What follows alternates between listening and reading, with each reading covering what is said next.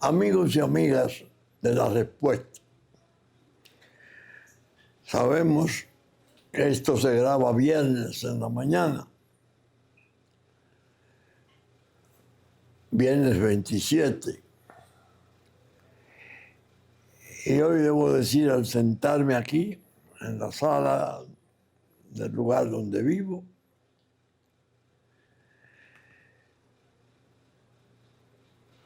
que hace 4 años perdimos a doña Sogela, el centro de gravedad de mi familia. Ayer estuvimos, jueves 26, conmemorando y recordándola.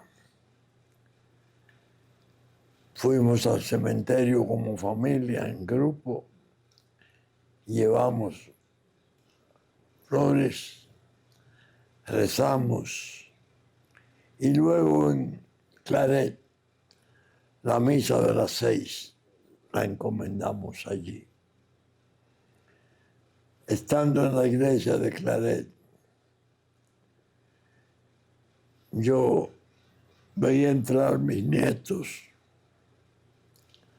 y mis bisnietos encantadores, pequeñitas y pequeñitos, ya estando con sus padres, mis nietos, y pensaba en ella. Ella no alcanzó propiamente a disfrutar de ese gozo enorme del bisnieto. A mí me correspondió en estos 4 años verlos nacer y verlos crecer.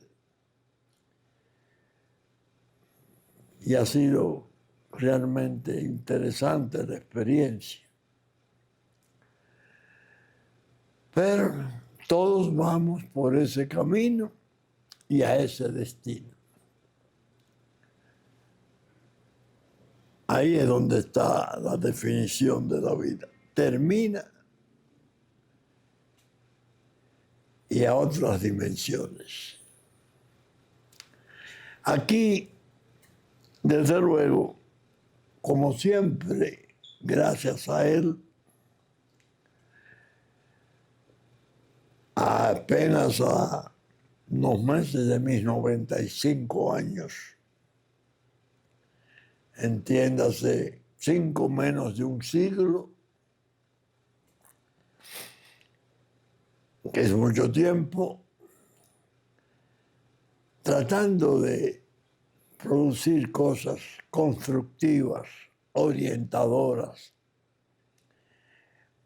propiamente fraternales. Mensajes para mis amigos, mis hermanos, hijos de esta tierra. Me siento hermano de todos. Y la verdad es que no me canso de repetir que aunque he perdido la marcha y estoy bastante invalidado de caminar y recordar esos tiempos, afortunadamente mi memoria, mi cerebro se mantiene en condiciones de poder ofrecer ese servicio de orientación, cuidando siempre la buena fe. Ya no es tiempo de pasiones, ni de disputas, ni beligerancias, ni reyertas, no. Ahora es reflexiones. Tanto así que yo en mi pregunta de los miércoles incluyo muchas veces en mi blog trabajo bajo el título de Consejo de un anciano a un joven presidente. Ya van varios. Y creo que tendré que hacer unos cuantos antes de. Lo que indica que hay una actitud, sinceramente, de unidad, no pugnaz, no agresiva, porque, como he dicho tantas veces, el tiempo en que vivimos es peligroso. Peligroso desde muchos puntos de vista. Yo le llamo el presente aleve, alevoso, porque hay tantas cosas en el mundo, en la región, en la isla, que hay que estar muy atento a ellas, para organizar resistencia y prepararse para bregar con las tormentas. Apareció hace 2 días una publicación que me puso a pensar, porque algunos amigos me han dicho a veces que mi actitud frente a la ONU, Organización de Naciones Unidas, y la OEA, se ha tornado muy ríspida, muy dura. He terminado por llamarla una cueva de trampas. Y que tal vez yo me excedo con esas calificaciones tan severas. Y esta publicación que apareció hace 2 días, yo la voy a leer, es corta. Fuerzas extranjeras, CCN News. Fuerzas extranjeras se dirigen a Haití para combatir a las pandillas. No hemos visto esto antes. 24 de marzo de 2026. Ira Humayun C2NN. Estábamos viviendo realmente bien. Miles de familias fueron desplazadas por la violencia desmedida en Haití. Haití está a punto de recibir un nuevo contingente de fuerzas extranjeras desplegadas en el terreno. El objetivo suena sencillo: combatir a las pandillas que han paralizado la vida.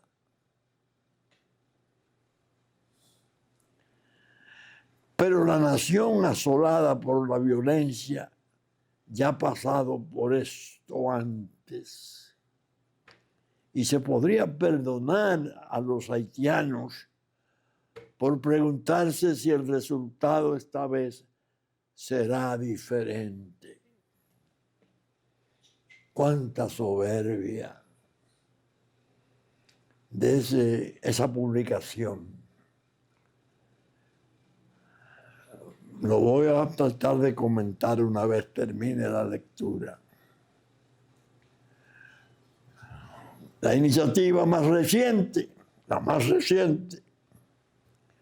un esfuerzo multinacional respaldado por la ONU, que se conocerá como la Fuerza de Supresión de Bandas, ESF, por sus siglas en inglés, en abril tomará el relevo de su predecesora liderada por Kenya, el Apoyo Multinacional de Seguridad, MSS por sus siglas en inglés. Si bien la misión liderada por Kenya, de 1 año de duración, terminó en lo que fue ampliamente percibido como un fracaso en octubre del año pasado, se espera que esta vez la fuerza se beneficie de un aumento de 5 veces en el número de militares comprometidos, hasta un estimado de 5.500 soldados. Y de lo que el embajador de Estados Unidos, Mike Waltz, ha llamado un mandato reforzado para ir tras las pandillas.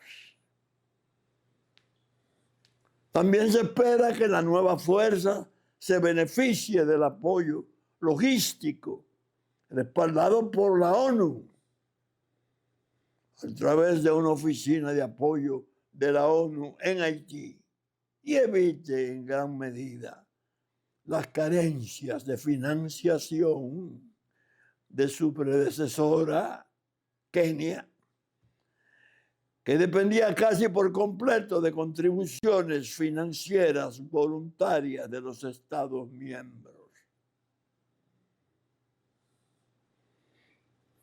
Oigan eso. ONU, Kenia, se va al año, se podría percibir que no hizo nada. La financiación no aparecía. Eran los famosos estados voluntarios, aquella resolución de legión extranjera que dictara el Consejo de Seguridad, que Rusia y China se abstuvieron de aprobarla, no sin decir, eso no es lo que quiere Haití. Y nosotros le preguntábamos desde aquí, ¿y qué es lo que quiere Haití? Todo eso que aparenta ser marginal, nimio, quizás como sin mayor importancia, es fundamental. Porque es lo que indica que no ha habido en realidad una posición sincera, fuerte, determinada de la comunidad internacional organizada ahí en ONU, de parar el sufrimiento y el desorden de Haití,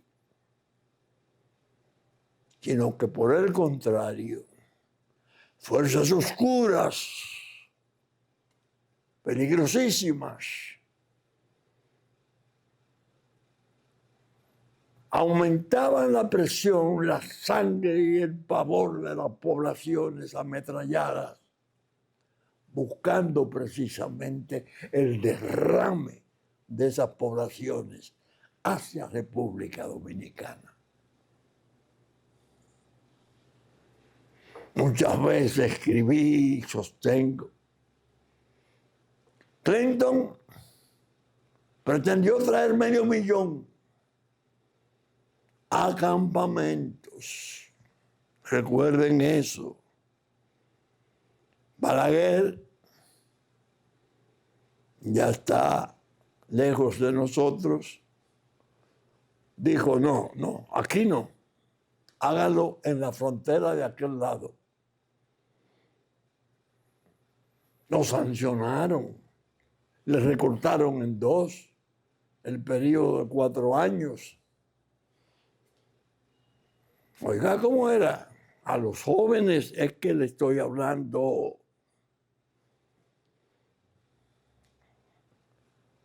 Obama fue más lejos. Talento enorme, ascendiente keniano no pensó en los campamentos, sino en el derrame. Forzar las poblaciones, desbandarlas, llenarlas de miedo y dolor para que cogieran. ¿Para dónde? Para el este de la isla, República Dominicana. Mucho más del 500,000 de que Clinton pretendía, logró Obama, pero ¿a qué precio? Dios mío, ¿a qué precio? Y ONU, que ya sabemos el papel horrible de ella en Uganda, en África, que no pudo ser útil para impedir una guerra civil de 1 millón de muertos. Aparentemente, sentada a la orilla de esos sucesos, el Consejo de Seguridad dando palos con estados voluntarios, pero dice al mismo tiempo, ONU no será responsable de nada lo que se vaya a hacer con esa legión extranjera. Y vienen los soldados y policías kenianos y no aparecen los cuartos para pagarle el sueldo. Y comienza a darse ese tiempo difícil, aciago. El derrame presionando. Y nosotros haciendo un esfuerzo por contenerlo y devolverlo. Desde luego, la maquinación criminal contra el país era demasiado fuerte. Y se ha visto que ahora, en los últimos tiempos, la inmigración ilegal, se está corrigiendo bastante, pero ya hizo lo que tenía que hacer. Apersonar, traer cerca de 2 millones de ilegales a la República Dominicana. Y después comenzaba la ONU y sus organismos a desacreditarnos. Apartheid del Caribe, éramos nosotros como en Sudáfrica. Un pueblo cruel, persecutorio, que se cree blanco.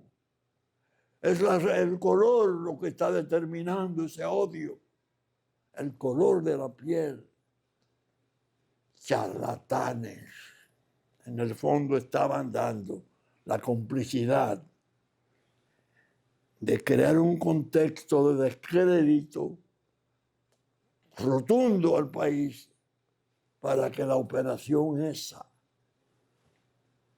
de hacernos desaparecer como Estado, de llevarnos a una fusión, de crear un Estado binacional, 2 naciones en un Estado,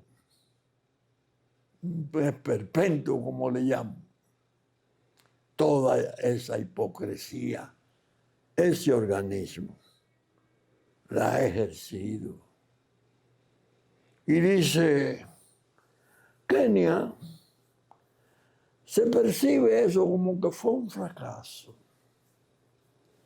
Ahora vienen 5 veces más soldados. Los 5 veces más soldados vienen ya en un tiempo diferente. Ahí comienza la nueva historia. Hace tal vez un mes, un barco de guerra, no sé si era un destructor o si era un crucero, no sé, de guerra, americano, norteamericano, amanece una buena mañana anclado en la bahía de Puerto Príncipe. Y la embajada de Estados Unidos en Haití dice sí, Y en abril vendrán fuerzas para liquidar las pandillas, desarmarlas y liquidarlas. ¿Qué lo dice? Una embajadora del gobierno de Donald Trump. Ahí viene el antes y el después. El antes, en el tiempo de los demócratas, era engaño, hipocresía, falacia. Lo que está ahora de por medio es impresionante. Un ímpetu de un gobernante que desconcierta a veces, pero que quien piensa bien termina admirándose.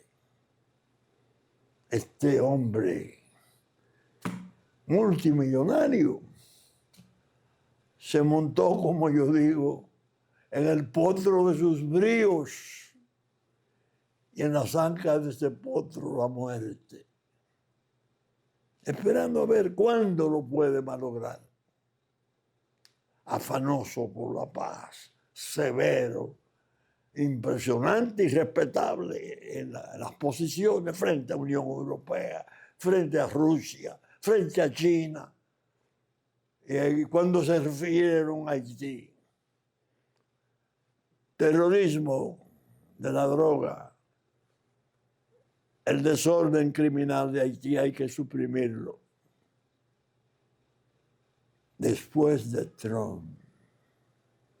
Por eso este abril que se está abriendo ya, pienso que será diferente. ¿Cuántas naciones, cuántos estados vienen en esa expedición de esos 5.500? Ahí aparece una nota más larga. El Salvador, Guatemala, hay estados incluso hasta de África. Son 16 más o menos. Pero como dice esta publicación, ahora no habrá problemas de financiación como hubo antes. Qué bonita expresión, ¿eh? Es decir, ahora van a aparecer los cuartos para los sueldos y para las operaciones de guerra. ¿Por qué? Porque hay un poder responsable, porque tiene presidente de Estados Unidos. En el fondo, está claro que Trump no ha querido hacerlo solo como lo puede hacer con sus fuerzas, especialmente sus fuerzas especiales, que son de un poder enorme y una capacidad enorme para la guerra. Y se cubre en gran medida, el esfuerzo se hace colectivo, 18 estados.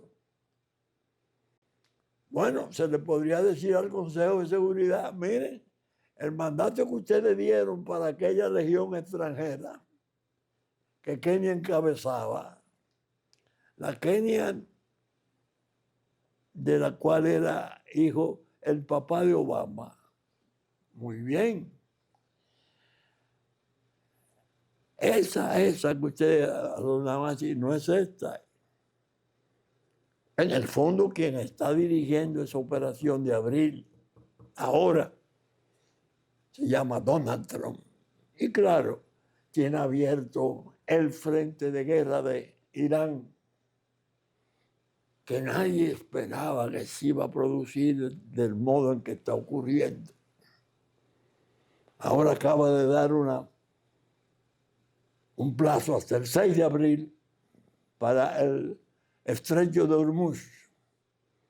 Y le dice a Irán, controla esto, vamos a trabajar sobre esto, porque si tú no lo haces, te vas a arrepentir de no hacerlo. Parece que llevando tropas especializadas, parece que hay una ofensiva final de Estados Unidos. Hay una isla que maneja toda la plataforma del petróleo y del gas de Irán, Nars creo que se llama. puede ser objeto de ataque e invasión. Si la toman, Irán queda. Y negociando con los ayatolás. No. Negociando con gente del Parlamento, y se dice que con oficiales de la Guardia Republicana élite. Y dice, ellos dicen que no estamos negociando, y tienen razón, porque si lo dicen lo matan allá. La paz, el cese de la guerra. Es decir, es un hombre que busca la paz haciendo la guerra frente a un Estado guiado por los ayatolás, que se sabe cuáles son sus posiciones y que ahora ha demostrado que está en capacidad de mandar misiles a Londres, París, Berlín, a media Europa, como lo hizo con la isla de Diego García, a la base británica cedida a los norteamericanos en el Índico. Pero bien, Haití, volvamos a él. Se hizo un esfuerzo, Marco Rubio tuvo un papel importante, se puso un presidente, una cabeza, que por cierto vi que nació en Estados Unidos, el actual presidente. Eso no es obstáculo para que él pueda ser presidente de Haití, porque es una nacionalidad fuerte y se mantiene, como la nuestra. Se pueden ir, pero como dice la cantante popular, me iba, pero no me fui. La campeona del merengue es nuestro, Mili. En Haití eso es muy severo, ellos son muy apegados a su nación. Vienen sucesos, entrega de armas, enterramiento de armas. Algunos combates, no hay duda, vendrán, pero muy desigual. Se sabe que las pandillas no pueden hacerle frente a una fuerza militar con una composición así y un eje como Estados Unidos en el tiempo de Donald Trump, repito, porque ya sabemos hasta dónde llega la energía de ese hombre y del grupo que le acompaña en esa experiencia tremenda que tiene al mundo asombrado. Bien, y yo le digo ahora a los señores de Naciones Unidas, ¿acaso no tuvieron ustedes un mandato cuando se formara la MINUSTAH, que era una fuerza militar multinacional numerosísima, con mandato legítimo para asegurar la paz y la seguridad de Haití? Pero ese mandato de ONU no tenía un tercer elemento, la droga. Siendo Haití reputado como el almacén de droga más importante por lo menos del Caribe, pero para el parecer de Martinica en el 99, en la reunión en Guadalupe, era el almacén más grande del mundo de droga. No se nos puso el mandato para liquidar la presencia de las mafias internacionales en Haití, almacenando droga y lanzando droga hacia el norte y hacia Europa. Claro, República Dominicana, de paso, en principio durante un tiempo considerable, hasta llegar a penetrar de tal modo que ya cosas tan interesantes como el Inside Crime ha dicho son realidades. Tenemos estructuras que participan con intensidad en ese tráfico.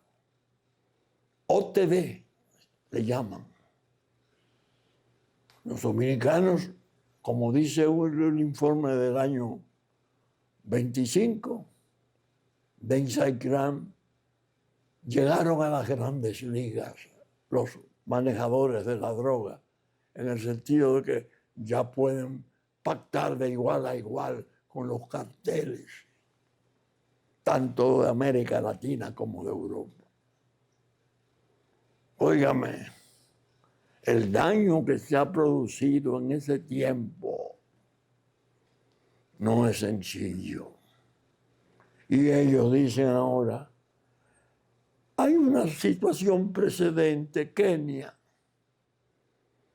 Y yo les respondo, no, hubo una peor,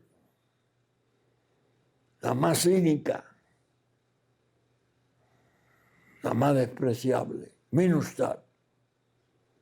Y cuando se fueron, lo dijeron categóricamente las tres cancillerías. Nos vamos de ahí porque ahí no hay nada que hacer. Y no volveremos. Y los recursos no los enviamos porque su clase política y su empresariado se los roba, se lo cogen. Eso ocurrió ahora, hace apenas 3, 4 años, 5 años. Entonces a mis amigos yo les quiero decir, el que tiene todas esas informaciones que yo tengo puede tener una opinión moderada y respetuosa sobre ese organismo internacional, que debo decirle,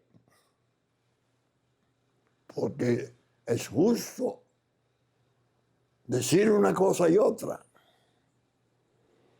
En el principio, 1948, 3 años después de haber terminado la tragedia mundial mayor de la Segunda Guerra, esta organización salió para asegurar la paz, para que no hubiera guerra más nunca. Y era muy respetable, muy respetable. Yo recuerdo que unos secretarios generales fabulosos, 2 creo que murieron en accidentes de aviación, un nórdico, ¿no? Trillik y Hammarskjöld creo que eran. Y ese organismo, Naciones Unidas, atiendan, que no es un juego de palabras. En 1961, ¿ustedes entienden? En 1961, 3 años después de haberse fundado, dictó una resolución que la llamó Resolución Única, declarando la droga crimen de lesa humanidad. Esa organización, en sus tiempos de gran prestigio, miren cómo pasan los años. No solo ONU, sino los estados mismos. Crimen de lesa humanidad, la droga. Ahora nos encontramos que nos lleva a escenarios terribles, porque los estados, de una forma u otra, iniciaron luchas, algunos más que otros, pero el crecimiento de esa maldición sobre la salud del mundo, sobre la seguridad del mundo, fue incontenible, incontenible, incontenible. Los carteles gigantescos pasaron a ser poderes paraestatales, infiltraron en la clase política de muchísimos estados, infiltraron los propios empresariados, metiendo sus ilícitos a hacer grises con los lícitos de la economía de cada pueblo. Un poder real. Esa resolución original, única, así mismo ella se llama, Resolución Única de Naciones Unidas, 1961. La droga se declara crimen de lesa humanidad. ¿Qué ha ocurrido? Que ahora estamos pisando vidrio y fuego, porque entre dos potencias nucleares, una extracontinental que es China y Estados Unidos, estuvieron a punto de irse de las greñas de mala manera. ¿Por qué? Por el comercio, por el globalismo que sacó de la economía americana a los obreros, que paralizó las plantas. Todo eso está en curso. Pero lo fundamental es el agravio peor de Estados Unidos, el fentanilo. ¿Y por qué ese fentanilo? Es que es una pastillita, como si fuera una aspirina, un poco más grande. ¿Cómo eso puede desencadenar una guerra mundial? Porque fue un anestésico ejemplar, respetable, hace 25 años, 30 años, un poco más, tal vez 40 años. Pero China ingenió, como siempre, calladamente, los llamados precursores, con los cuales el fentanilo, que era anestésico quirúrgico respetable, al recibir y mezclarse, la fórmula es complejísima, se convierte en un asesino de masas. Asesino de masas. Y Estados Unidos ha hecho una explosión después de Trump. Hay que acabar con esto. Yes. Ha creado tensiones entre Estados Unidos y México que la estamos viendo con cuidado y las pinzas en las manos. Porque esa sería un tipo de confrontación directa con América Latina, porque estaría México de por medio, pero alrededor de una disputa sobre problemas del combate a los carteles de la droga que se reputan terroristas. Trump por entrar en guerra con sus fuerzas. Y la señora Claudia Sheinbaum diciendo, sí, pero no con la fuerza de ustedes. Lo haremos con las fuerzas nuestras. porque no queremos fuerzas extranjeras en nuestro territorio. Una cosa, oigan lo que es, estoy hablando de la resolución única del 61. El ideal, paren eso, que eso va a acabar a la humanidad. Eso fue lo que se dijo, combatan eso. Nada, nada. Riquezas, riquezas, riquezas. Miren a dónde nos llevó eso. Y eso está a punto de constituir ahora una pieza, un detonante importante que puede acabar con la paz del mundo.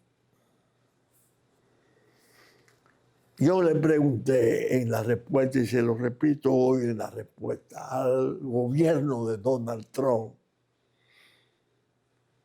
¿vienen a ustedes a liquidar las pandillas? Yo lo creo. ¿A desarmarlas? Yo lo creo. ¿Tienen ustedes el propósito de rehacer el Estado haitiano para poder darle albergue, alojamiento a su nación? Yo lo creo. Están decididos a invertir en eso, aunque utilicen mecanismos de control fideicomisario. Es lo que pido. Creo que lo harán. Pero no harían nada si se limitan a eso. ¿Por qué? Porque el poder paraestatal de la droga que está ahí, almacén de droga del mundo, es el que tiene que ser el objetivo mayor de ese esfuerzo de invasión y guerra que se anuncia para abril. Bien, utilicé gran parte del programa para tratar este tema porque siento que es un tema tan importante que no se puede diferir ni poner en segundo plano. Hay que llamar la atención de los gobiernos y de las sociedades, de las familias, acerca de sus riesgos y peligros. No es un juego de niños. Bien, hay un aspecto que quiero tratar en los minutos que me faltan ya, que no tengo mucha idea de cuántos me quedan, pero debo de tratarlo. Vi unas fotos de Nicolás Maduro. Y no no la que pintan adentro o toman adentro, no. Fotos reales de cómo se encuentra. No he visto de su esposa Cilia Flores, porque están compareciendo, el día 26 fue el día, es decir, ayer, jueves, ante una corte criminal de Estados Unidos, en New York. Y confieso, Dios mío, que sentí pena. Sentí pena, pero al sentir la pena no me podía liberar de la magnitud y de la naturaleza de las causas que produjeron finalmente ese drama. Ahora se ha puesto de relieve algo delicadísimo, que parece que va a ingresar al proceso. Es decir, el proceso está abierto sobre cargo de un gobierno que permitió, consintió y desarrolló un cartel de droga en sus fuerzas armadas. Eso es lo que básicamente va a responder. La droga del Catatumbo se metía en Venezuela, de Venezuela venía a Haití y de Haití a República Dominicana. Estoy repitiendo lo que dijera el presidente de Colombia. No. Ahora ha salido a relucir los vínculos del gobierno de Maduro con las organizaciones Hezbollah y Hamas, tentáculos de Irán. Claro, con Irán una relación esplendorosa. Incluso se habla de concesión para exploración de petróleo, donde existen cerca o dentro una prometedora de posibilidad de conseguir uranio. Y están haciendo una insistencia filosa sobre eso. ¿Qué tiene Estados Unidos de prueba sobre esos vínculos? Ahora que está acorralando a Irán, que lo ha dejado sin armada, sin aviación, y lo tiene contra la pared con los brazos en altos, pero que sabe ejercer también el poder allá a través de sus tentáculos, hutíes, Hamas, Hezbollah, que no ha habido paz en Oriente, en Medio Oriente. Y temor en Europa ahora con los proyectiles de largo alcance de Diego García. Si ese ingrediente pasa a sumarse a los cargos, la situación de Nicolás Maduro será muy trágica. Porque esos son cargos ya que afectan la seguridad profunda de Estados Unidos. Aliado a Irán, proveedor posible del uranio que Irán necesita para su empeño obsesivo de tener posibilidad nuclear. Estamos hablando ya de otras cosas. Y me dije, este hombre realmente, Hugo Chávez, se confundió al elegirlo como sucesor. Él había sido alumno en la Escuela de Formación del Cuadro del Partido Comunista de Cuba. Y se dice incluso que ese cuidado que tenía militar de tantos cubanos obedecía a que los cubanos estaban detrás de todas sus decisiones sobre ese campo. Que incluso él no usó venezolanos para cuidarse, sino cubanos. Usaba la ideología en lugar del gentilicio, que por desgracia terminó en la muerte de 24 cubanos, o soldados y oficiales.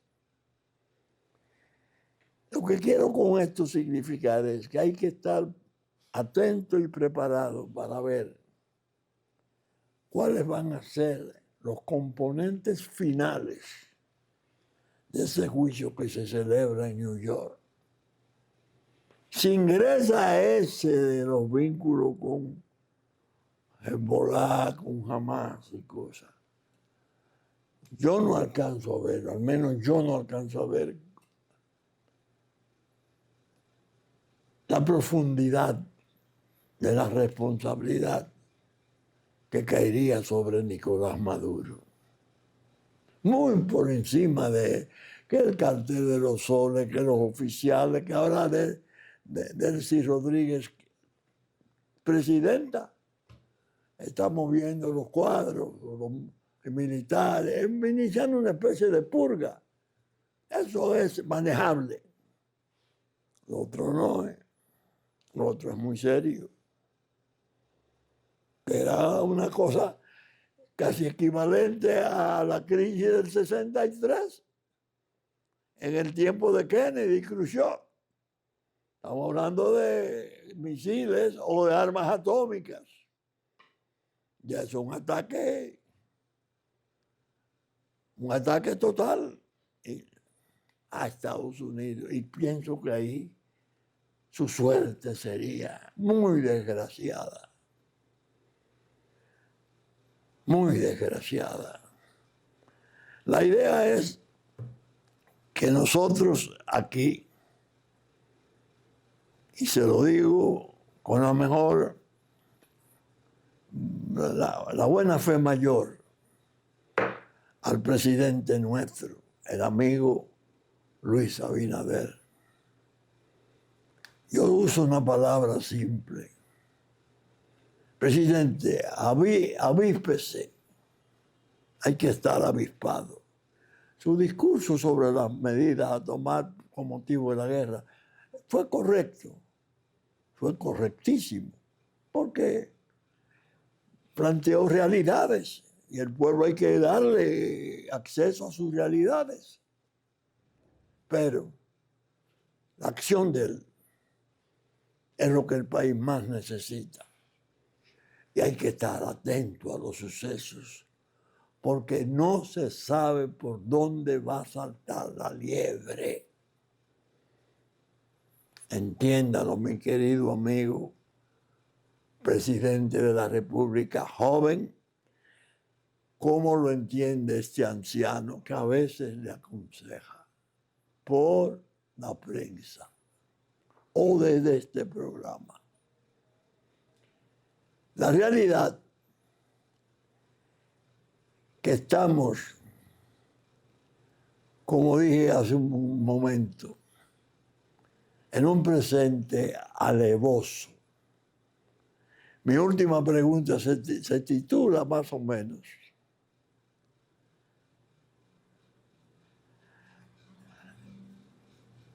a ese presente alevoso y a un pasado reciente, entreligados, el tiempo de hoy es más peligroso que todo cuanto ha acontecido. Fin. De manera que pongamos aquí un freno.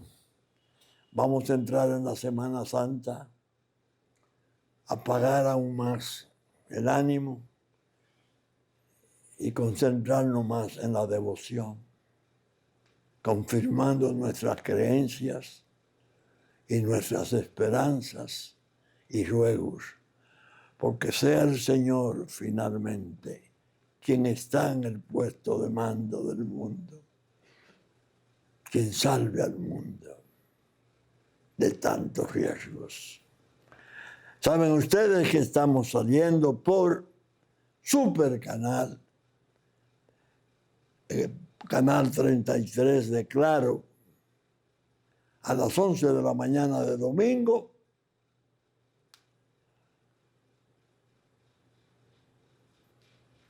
y a las 12 del mediodía,